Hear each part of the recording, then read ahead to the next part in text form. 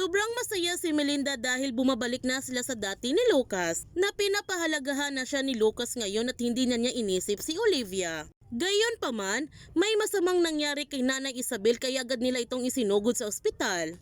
Ngunit sa kasamaang palad, hindi nailigtas ang buhay ni Nanay Isabel at hindi man lang niya nasabi kay Ilyas ang kanyang tunay na pagkatao. Sobrang nagulat naman si Melinda nung nakita niya si Olivia sa ospital at natatakot din siya na baka makita ito ni Lucas. At bumalik ang pagmamahal ni Lucas kay Olivia. Sasabihin na kaya ni Olivia kay Ilyas na isa rin siyang buen kamino?